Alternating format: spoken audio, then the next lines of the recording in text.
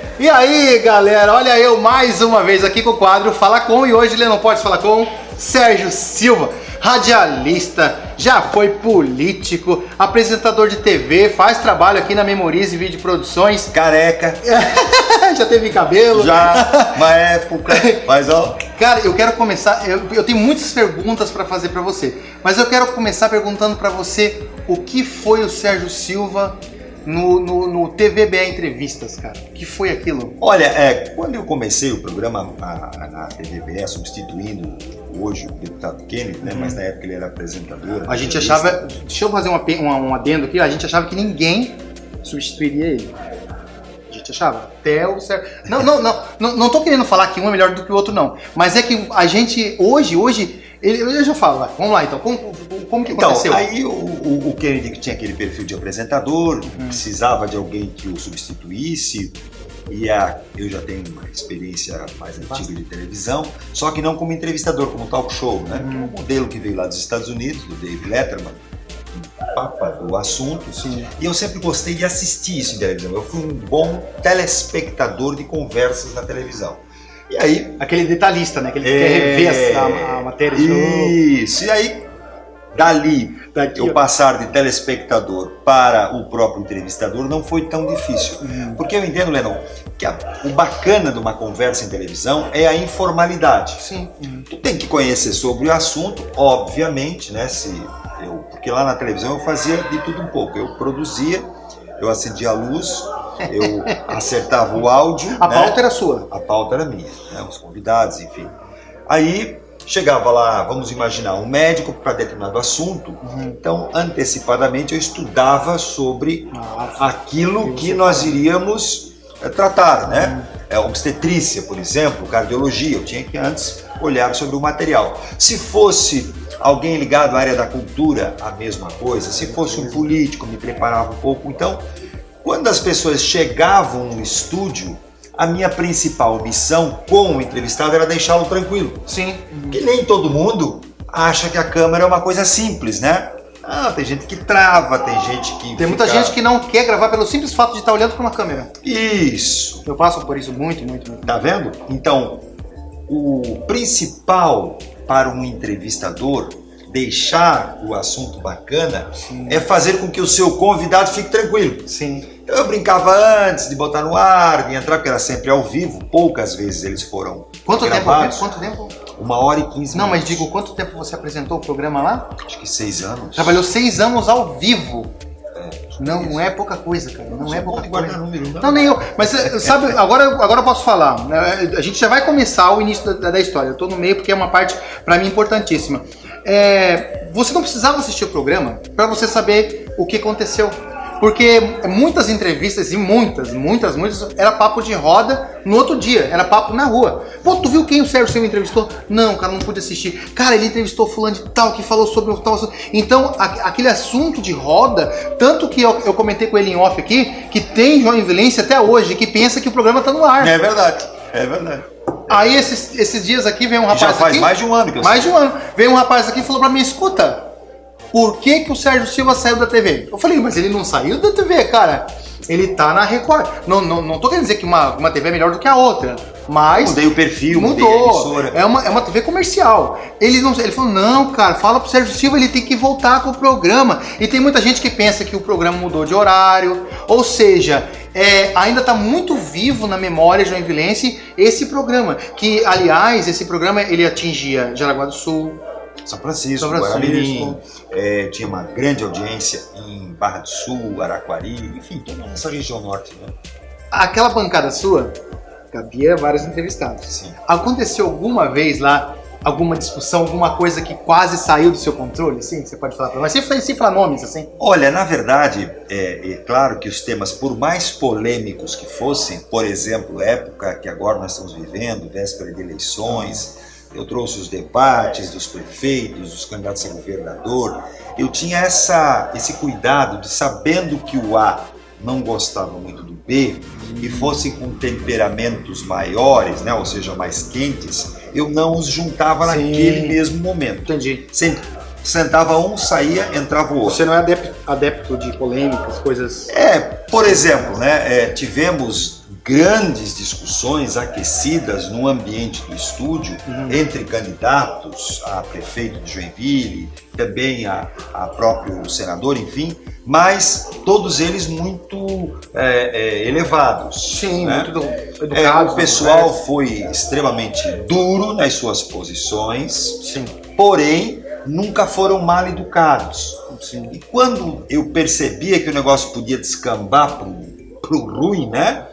Eu já alertava, olha, eu vou me comportar aqui como um pai que vai ralhar com o filho se tiver aprontando. Se tiver que falar. É. Agora vamos fazer o seguinte, agora vamos começar do começo. Sérgio Silva, é joinvilense mesmo, nativo. Nascido aqui. Sim. Aí se formou em qual escola? Vamos falar um pouco da sua juventude. Eu sempre praticamente estudei em escola pública, porque meu pai era jornalista, a minha mãe era do lar, costurava, na verdade, nós tínhamos uma vida... Você respirou comunicação. E meu pai, por outras atividades que ele também depois exerceu, foi perseguido na época enquanto jornalista, porque a política influenciava, ele trabalhava no Jornal Notícia, e aí houve um momento que o jornal teve uma direção, o governo mudou e meu pai foi um daqueles que foi dispensado. Então nós sempre tivemos uma vida, nós somos 4 irmãos, a mais velha, a Raquel, depois o Fernando e o Ney, e aí nasci eu como azulejo, né? Lá atrás, não era mais para existir.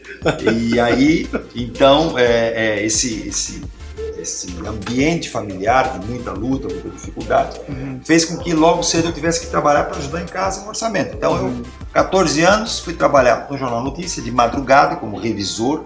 Revisor, o cara já começa como revisor, pensa? Mas era relativamente simples. Tinha aqui o redator, né, o jornalista tinha escrito, e aqui o que a oficina na época que nós chamamos, que era onde impresso o jornal, onde impresso, colocava o que a pessoa lá dentro tinha escrito.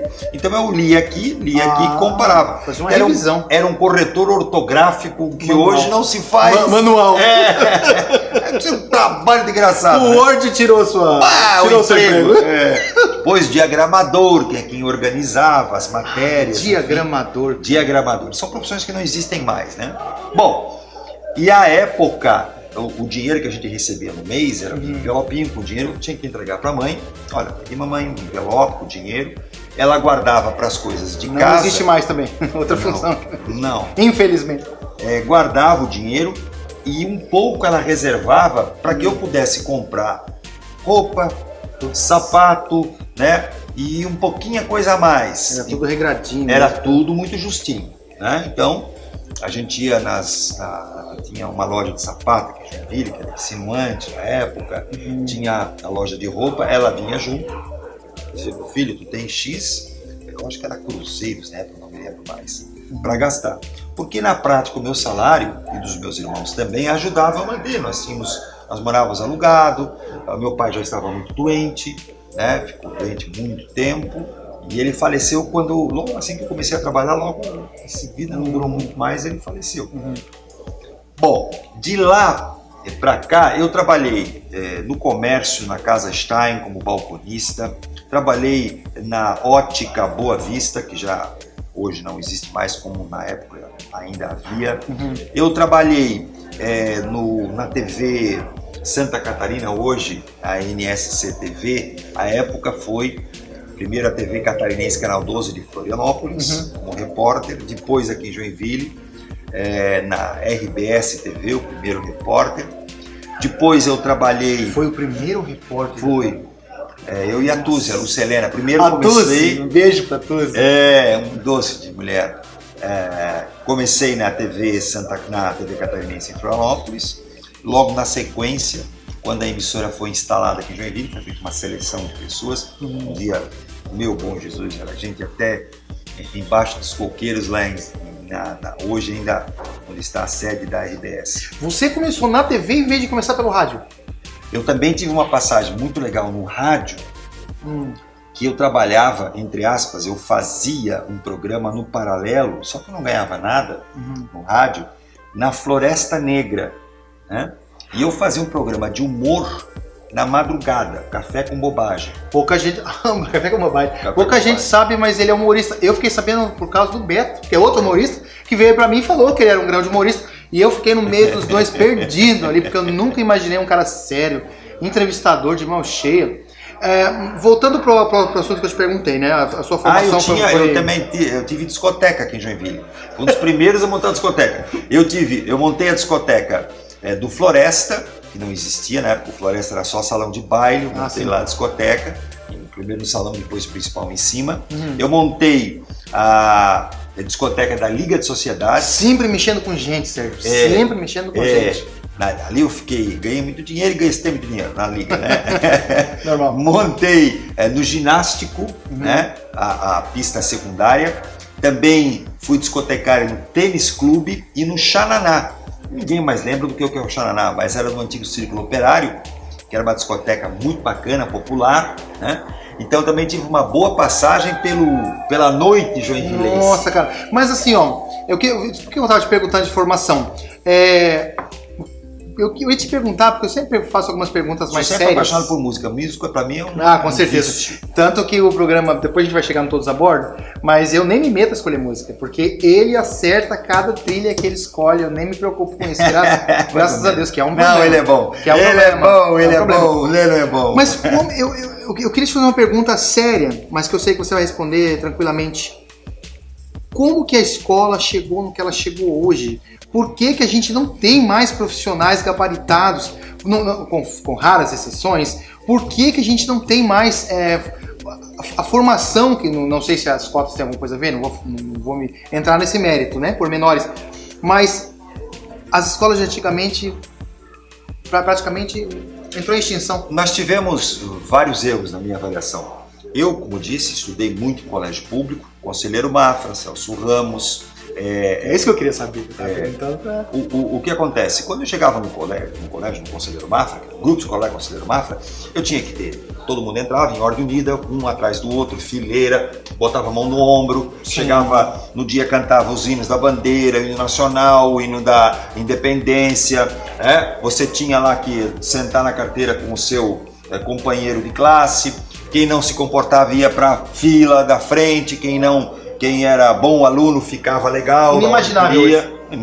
Quando entrava o professor na sala de aula, todo mundo levantava, o professor saía, todo mundo sentava. Então havia disciplina, havia autoridade. Eu nunca apanhei de uma professora, aliás, grandes professoras eu tive, mas eu fui, sim, castigado em termos de disciplina, né? Sim. Tem que fazer um monte de novos...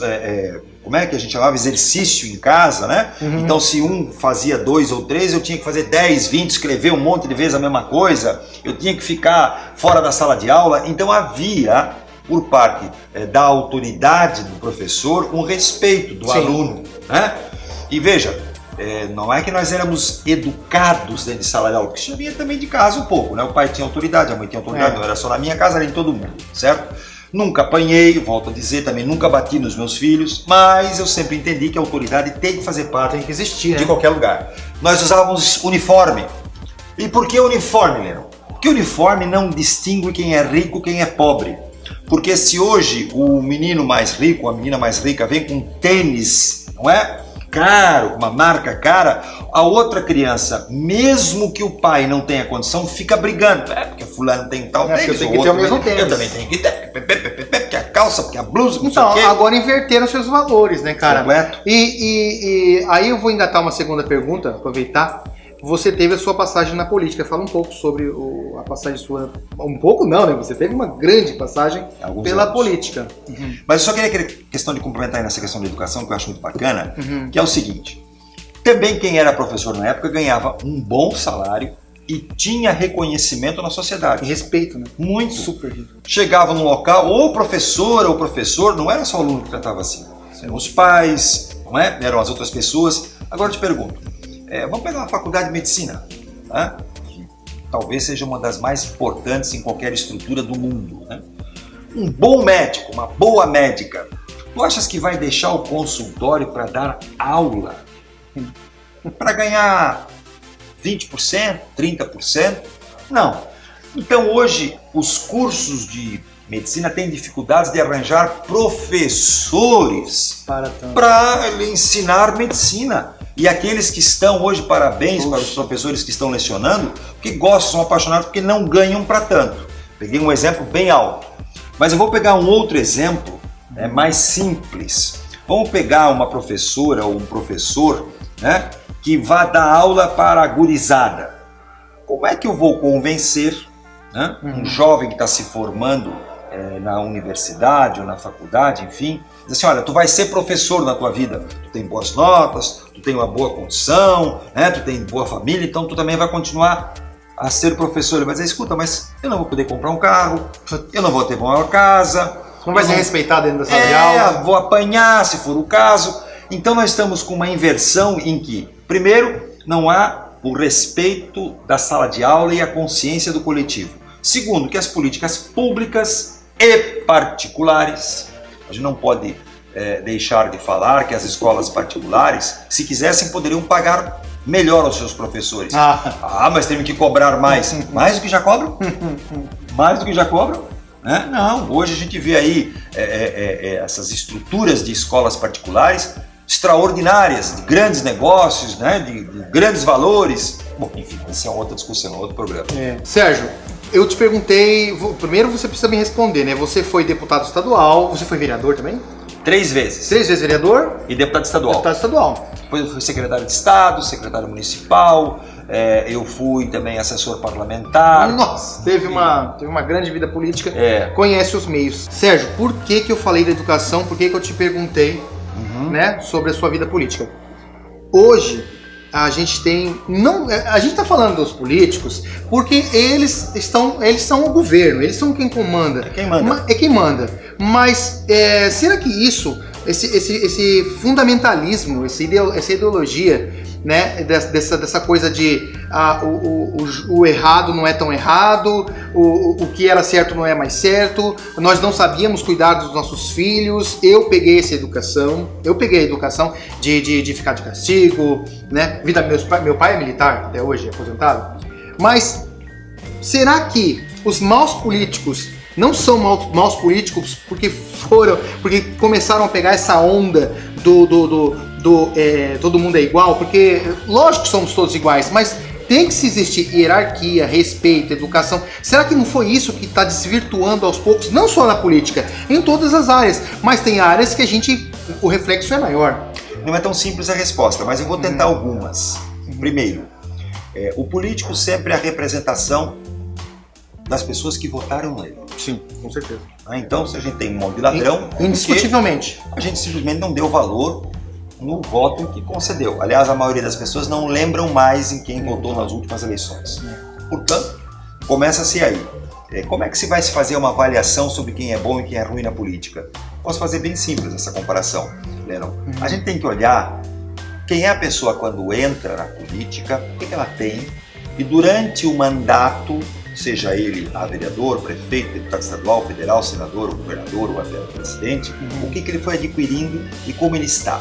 Então, muito tempo na política com mandato não é saudável, certo? E olha que eu vivi bem essa experiência. Quando eu saí da política, que eu não tive mais cargo público, eu tinha um patrimônio menor do que eu tive enquanto eu trabalhava em fábrica, fui administrador de fábrica por muitos anos, né? Então significa que eu saí com as mãos limpas. Sim. Eu não usei da política para enriquecer. Né? Eu simplesmente trabalhei, porque na época não se ganhava tanto dinheiro assim, né? Os salários eram bem menores. E com isso, a gente tem que fazer a seguinte avaliação, nesse momento. Será que eu devo votar num atual deputado que está no mandato? Será que vale a pena a gente renovar quem já está lá? Se você gosta daquele candidato, dá uma olhadinha no que está escrito no patrimônio, no imposto de renda, é obrigado a declarar, ouve para saber que tipo de carro ele está usando, onde é que ele está morando, que tipo de casa, porque daí a gente tem ideia. Ora, se um político ganha um bom salário, ganha. O deputado estadual ganha 30 mil reais. Mas tu consegue manter com 30 mil mansão na cidade, mansão na praia? Não, né? Carro de luxo, 1, 2, 3, uma vida na babesca, mesmo com um baita de um salário desse? Não consegue. Então, mas aí a pessoa é mais modesta, é trabalhadora, tem gente assim hoje no mandato? Tem, mas tu tem que pesquisar. Bom, se então nós conseguimos escolher o bom do mal por a questão da grana, né, que ele tem, como é que ele trabalha, esse político que hoje está, foram os responsáveis por criar o Código de Menores, que faz com que eles sejam hoje intocáveis, né? O menor que matou, assassinou, bandido, estuprador, ele vai ficar alguns meses num reformatório, entre aspas, uma escolinha do professor Raimundo, depois sai, né? Sai sem nada e continua bandido.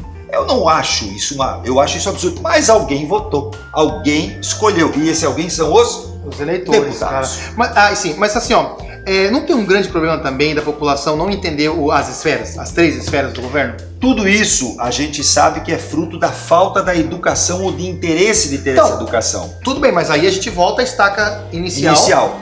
Que daí vem onde é que estão os valores de uma família, como é que ela se compõe, né? Aí eu coloco de novo uma outra coisa que eu te falei, que a resposta não é tão simples. As redes sociais, a televisão.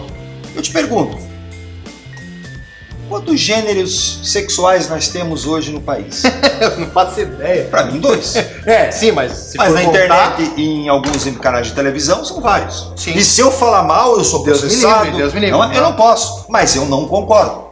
Essa é a minha opinião. Porém, as redes disseminam isso de uma forma, e a televisão, como se as crianças que atualmente estão começando a formar opinião possam entender que é assim mesmo, que é natural. Sim. Ora, confunde, né, cara, também, né? Muito. Não tá na época. Ela tá na fase de sua formação biológica, na sua formação de caráter. E se eu não dou uma estrutura do que é o papel de um homem, o que é o papel de uma mulher, esta criança vai nascer e ser criada a ser referências. E isto não depende apenas da política pública, depende da comunicação, onde eu trabalho, onde você trabalha, na conscientização, e a gente está ficando com medo de falar. Hoje, agora teve o Dia da Mulher aí, Leron, né? De respeito à mulher. Você não sabe nem para quem dá parabéns, entende? E eu fui ver os programas de televisão naquele dia, e disse, meu Deus do céu, será que um trans pode ser homenageado no Dia da Mulher? Será que pessoas que fizeram mudança sexual são de fato para ser... E eles se apareciam na televisão naquele dia, dizendo, olha, porque nós somos mulheres, os direitos e coisa e tal. Eu digo, Jesus amado. Complica, né? Pra que tem então o Dia da Mulher? Então faz o dia gay, o dia do trans, o dia, né? Ora, aliás, não tem nem dia do homem, né? É assim, ó, na verdade, é verdade. Dia de Todos os Santos. Não, assim, olha só, eu tenho uma visão igual à tua, porém em alguns pontos diferentes. Eu acho que a gente tem que valorizar o ser humano. Agora, o que ele quer fazer na vida dele, isso aí é o pormenor. Agora, não queira me impor a sua vontade. Agora, assim como eu tenho que respeitar as pessoas do terceiro sexo, vamos chamar, eu nunca os desrespeitei, mas eu também quero ser respeitado pela minha opinião, para poder dizer para o meu filho, para minha filha, olha, eu acho isso errado. Eu tenho esse direito. Sim. Agora, hoje eu estou sendo censurado. Eu não posso falar isso na televisão. Eu não posso falar isso em lugar público. Por quê? Não é a minha opinião. Eu estou agredindo alguém? Não. Eu estou dizendo para os meus, da família. Olha, tem uma coisa que ninguém fala. Eu, hoje, graças a Deus, eu tenho esse meu corpinho aqui, já não sou mais agradável aos olhos dos homossexuais. Mas eu já passei muito problema aqui em Joinville, quando eu estava em tudo em cima. Você deve ter passado também. Eu sempre fui feio. Se ainda não passa. Ninguém se interessou. Mas isso ninguém fala. Ou seja, eu não posso falar mal dele, mas ele pode vir falar pra mim que o heterossexualismo não existe, que eu sou heterossexual porque eu nunca provei o outro lado. Ou seja, aí o respeito não é mútuo. Não. O respeito tem que ser mútuo. Eu tenho grandes amigos. Eu também. Entendeu? Eu não tenho problema nenhum. Que me conhecem, e eu também os conheço muito bem, frequento a casa, eles vão na minha casa, não tem problema nenhum.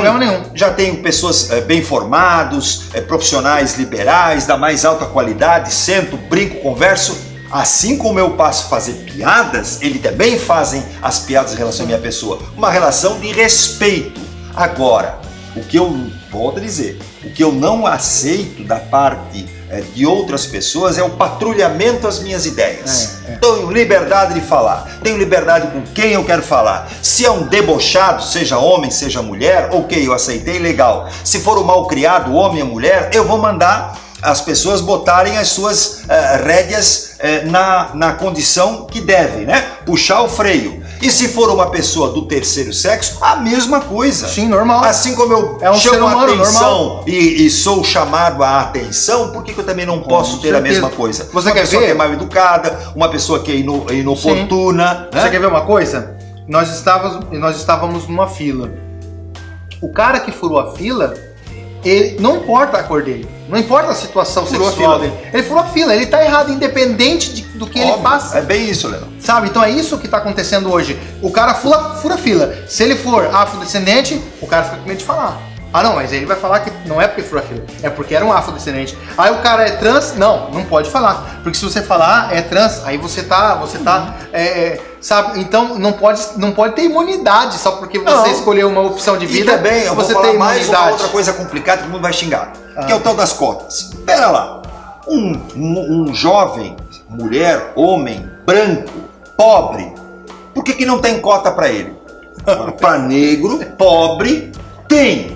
Mas meu Deus, não são iguais perante a lei?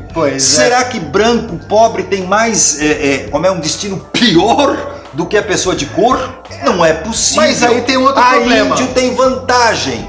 Mas o que índio tem vantagem? Aliás, não pode... Você tem uma ideia na legislação brasileira, índio não pode nem ser julgado. Ele é um ente um ente do espaço que está aqui na nossa terra Brasil, em que ele não tem crime. Ele é uma pessoa pura perante a lei. Sim, não digo que todo índio é bandido, ao contrário, né? Mas o que eu estou dizendo é que nós não podemos tratar os diferentes de forma diferente perante a lei. Os diferentes pela lei são iguais. Como eu trato bem as pessoas de qualquer cor, de qualquer idade, assim como eu posso ser duro com pessoas de qualquer cor e de qualquer idade. Para mim não é a cor, não é a religião, não é a condição social, não é a condição de altura, de feiura que faz com que a pessoa valha mais ou menos. Respeito, né, cara? Integridade e respeito. Só, o resto, né? Aliás, eu tenho mais facilidade de ter amigos, felizmente, pessoas que eu gosto e compartilho, mais simples, né? No sentido da sua condição social, do que as pessoas de classe mais abastada. Com essas eu tenho mais dificuldade. Mas olha só, Sérgio, uma última pergunta antes de eu entrar finalmente no Todos a Bordo, que eu preciso falar Todos a Bordo antes de a gente acabar. Por que nós não temos mais grandes nomes na política? Porque os próprios políticos que aí estão se perpetuando. Eu volto a dizer, nessa questão dos atuais deputados, eles acabaram de aprovar uma porcaria de uma reforma política para continuar exatamente mandando no Brasil. Lennon, era uma coisa bem simples e a gente tentar mudar a política brasileira, dizendo não pode haver reeleição. Puxa, seria uma boa, hein? Aí o que acontece? Nem coligações. A pessoa teria mandato uma vez para vereador, ele teria que sair dali, ou para ser prefeito, ou para deputado, mas ele abriria aquela vaga para uma outra liderança. Hoje nós temos vereadores de Joinville com 8 mandatos. Nós temos hoje deputados vitalícios, senadores que estão lá mofos, embolorados. Ora, se essa simples leizinha não haverá reeleição existisse, nós teríamos a cada eleição uma renovação de lideranças. E o nosso erro seria menor, porque tu sabes que a água limpa sempre faz com que a suja se dissolva. Então vamos lá, vamos falar. Gostei, viu? Achei que eu não ia trazer polêmica, não precisei, ele trouxe polêmica sozinho. Mas olha só, você tá com um projeto, agora que você aí que é joinvilense, você que tá triste porque ele não tá mais fazendo lá as entrevistas. Ou feliz, né? Felizmente saiu outro. Não, a maioria tá triste e sentindo falta. Inclusive, depois fala o horário da TVBE, né? Da Record da TVBE para eles se acharem. Você começou com um projeto novo. Quanto tempo tem o projeto Todos a Bordo? O projeto Todos a Bordo está agora na 2ª temporada. A ideia no ano passado, na Record News... Na Record News, Santa Catarina, para todo o estado. Isso. Foi fazendo um programa para tratar um pouco da náutica, da aviação e de motores. E essa ideia não existe no Brasil, em nenhuma emissora aberta de televisão, existe na internet, mas em emissoras abertas não. Mas seu Silva vai falar sobre náutica, vai falar sobre aviação, o que tem disso para mostrar? Muita coisa. Nossa. Né? Nossa. E o Lennon, para quem não sabe, é o background do programa, não é? É quem está por trás das câmeras, é o responsável pela edição, pela seleção de imagens, pela qualidade no áudio. Então nós temos aqui uma dobradinha.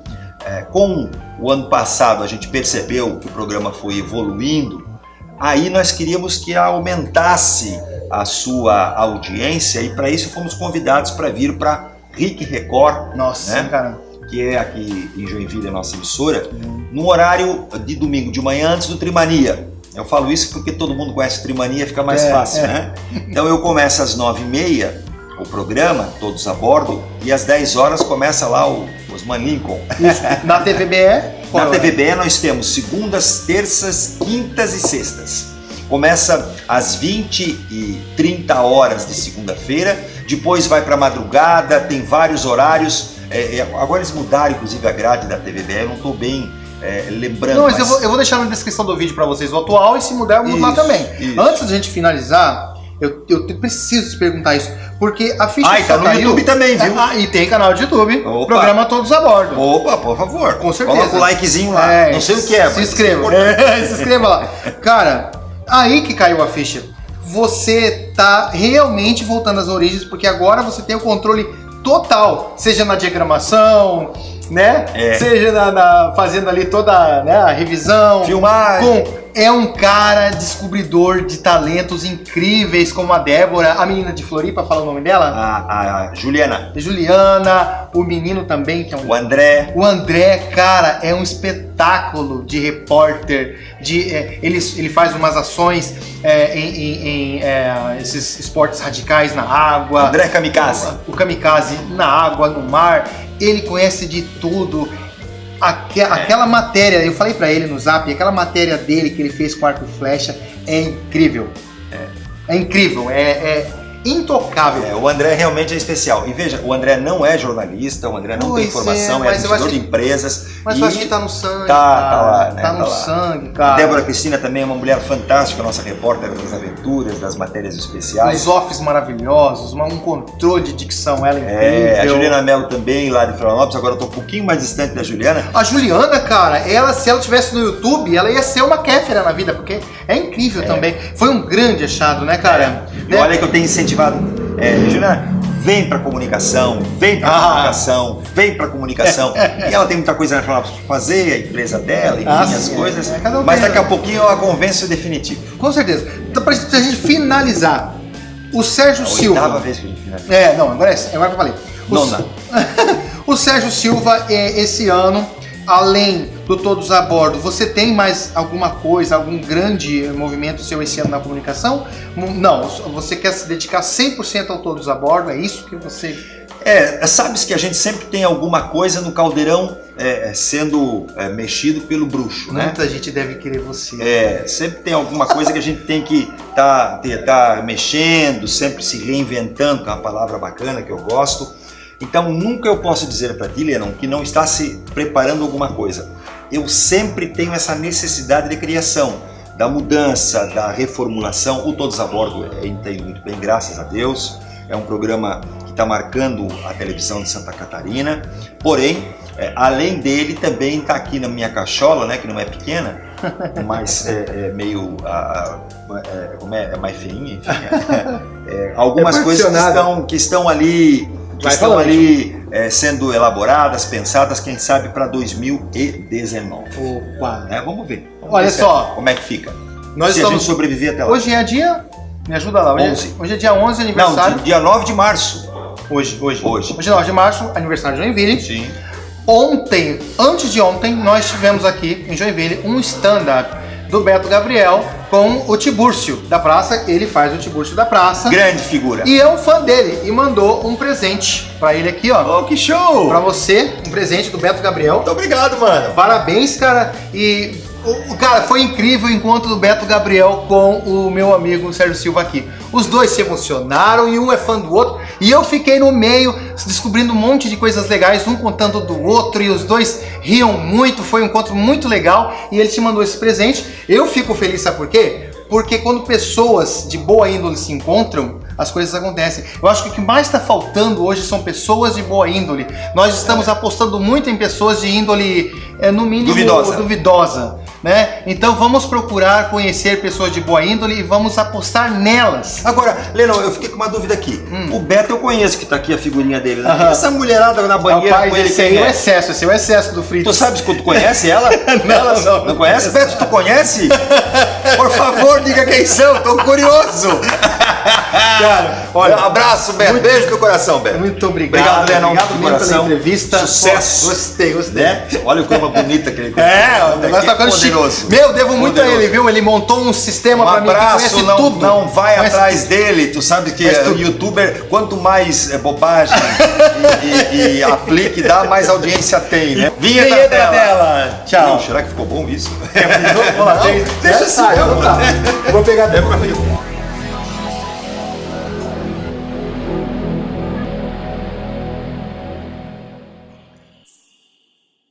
Cidade, que é a TV online. Mas antes disso, eu quero lembrar que eu estou aqui também no oferecimento da Drogaria Catarinense. Um abraço para todo mundo da Drogaria.